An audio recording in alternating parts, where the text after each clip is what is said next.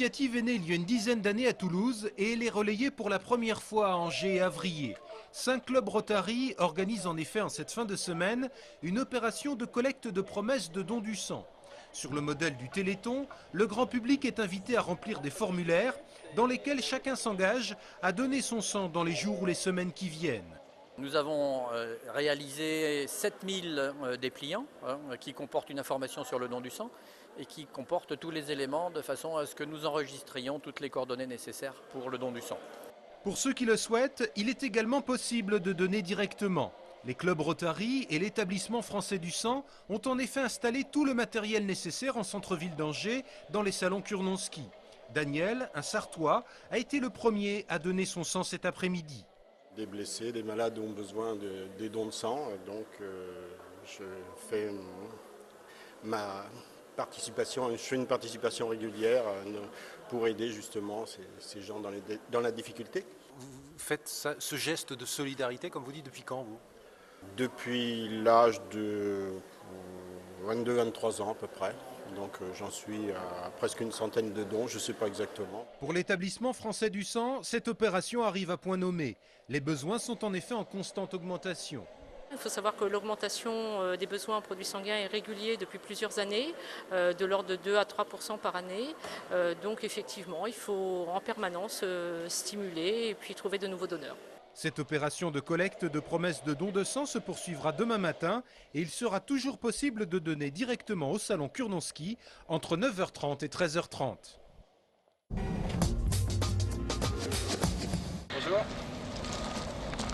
Donc bienvenue à tous sur le site d'extraction de Lézigné. Nous sommes à la carrière de Lézigné à 30 km d'Angers.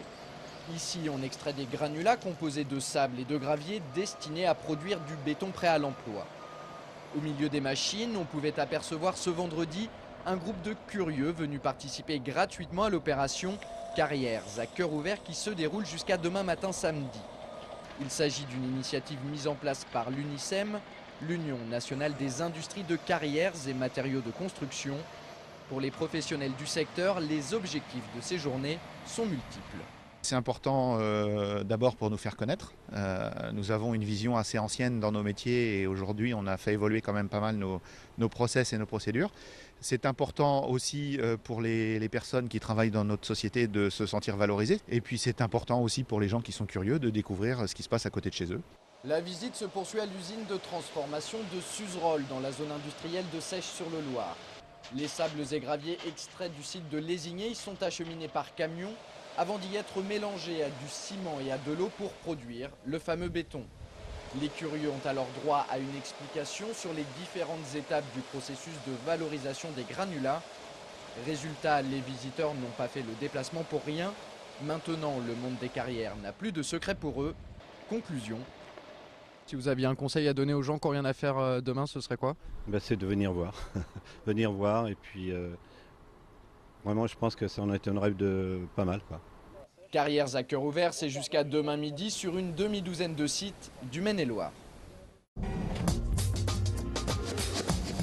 Beaucoup de monde ce vendredi soir devant la salle Jean Bouin pour l'ouverture du tournoi de basket Pro Star. Il faut dire que les affiches sont belles. Premier match, Cholet-Maccabi Tel Aviv.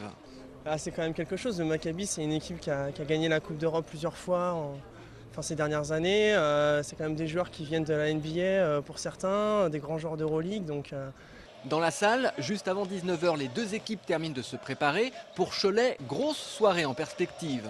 En même temps, ça a préparé les gars à mesurer tout l'étendue de progression qu'ils doivent avoir. Donc bon, on va se battre avec nos valeurs. Comme on a une équipe assez jeune, donc on va se baser sur l'enthousiasme et emmener un peu beaucoup de dynamisme dans ce match, quoi. Ce match est même diffusé sur la télévision israélienne. Finale du tournoi samedi soir. Le match entre Angers BC 49 et Saint-Étienne sera très vraisemblablement à rejouer. Samedi dernier, salle Jean Bouin, les joueurs d'Angers BC 49 ont en effet refusé de disputer leur rencontre contre les Stéphanois pour protester contre la présence de l'équipe de Saint-Étienne dans le championnat de National 1. Le club de la Loire, qui devait initialement évoluer en Pro B, a été rétrogradé en National 1, d'où la colère des autres clubs de ce championnat. Finalement, hier à Paris, une solution aurait été trouvée auprès de la Fédération française de basketball et le match déclaré perdu par forfait des Angevins devrait donc être rejoué, vraisemblablement à la mi-octobre.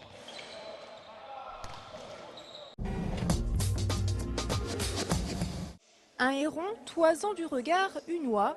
La scène paraît plus vraie que nature. S'agit-il d'animaux réels ou de simples répliques? C'est justement pour répondre à ce genre de questions que le Muséum des sciences naturelles d'Angers a décidé de consacrer une galerie entière à la taxidermie.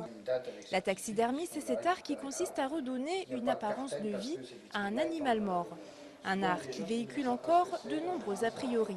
C'est vrai que malgré tout, il s'agit de manipuler au départ des animaux qui sont morts. Donc c'est vrai qu'au départ, il manipule quand même des cadavres, ce qui peut effectivement peut-être un peu inciter un sentiment un peu de rejet par rapport à justement ce principe de rendre quelque chose de mort vivant. Mais l'objectif de la taxidermie, c'est que il y a quand même un énorme travail de naturalisme derrière, un travail artistique qui justement l'objectif étant justement qu'on se rende plus compte que c'est un animal mort en fait. Cette galerie, c'est justement pour démystifier et valoriser une profession méconnue du grand public. Michel Beucher est taxidermiste depuis plus de 20 ans et c'est ici, dans son laboratoire situé au sein même du muséum, qu'il officie. Pourquoi j'ai choisi de faire ce métier? Parce que j'aime bien les animaux. Ça peut paraître paradoxal, mais voilà, c'est une façon un peu particulière d'apprendre à les connaître.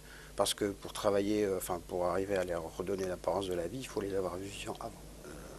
C'est mieux. Ça implique aussi une somme de connaissances en anatomie, etc. Et bon, tout ça, c'est des domaines des sciences qui m'ont toujours intéressé, quoi. Aujourd'hui, on ne dénombre plus qu'une trentaine de taxidermistes dans les muséums français. Une profession de plus en plus rare et pourtant tellement nécessaire pour la conservation des collections.